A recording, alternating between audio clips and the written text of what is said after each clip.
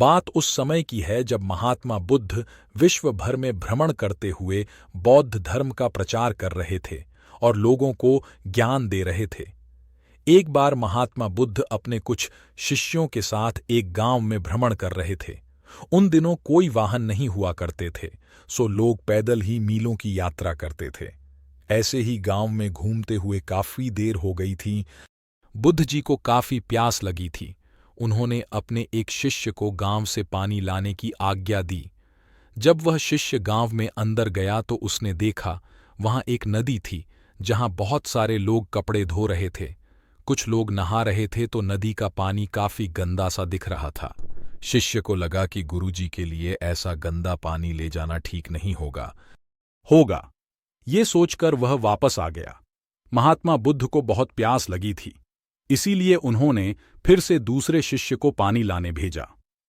कुछ देर बाद वह शिष्य लौटा और पानी ले आया। महात्मा बुद्ध ने शिष्य से पूछा कि नदी का पानी तो गंदा था, फिर तुम साफ पानी कैसे ले आए? शिष्य बोला कि प्रभु, वहां नदी का पानी वास्तव में गंदा था, लेकिन लोगों के जाने के बाद मैंने कुछ देर इंतजार किया और कुछ देर बाद मिट्टी नीचे बैठ गई और साफ पानी ऊपर आ गया।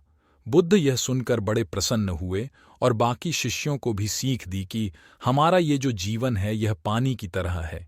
जब तक हमारे कर्म अच्छे हैं तब तक सब कुछ शुद्ध है, लेकिन जीवन में कई बार दुख और समस्या भी आते हैं, जिससे जीवन रूपी पानी गंदा लगने लगता है। कुछ लोग पहले वाले शिष्य की तरह बुराई को देखकर घबरा जाते हैं और मुसीबत देखकर वापस लौट जाते हैं। वह जीवन में कभी आगे नहीं बढ़ पाते।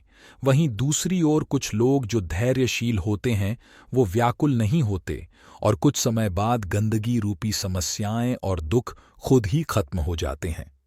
तो मित्रों, इस कहानी की सीख यही है कि समस्या और बुराई केवल कुछ समय के लिए जीवन रूपी पानी को गंदा कर सकती है, लेकिन अगर आप धैर्य से काम लेंगे तो बुराई खुद ही कुछ समय बाद आपका साथ छोड़ देगी। आप लोगों को ये कहानी कैसी लगी, नीचे कमेंट के जरिए हमें ज़रूर बताइए।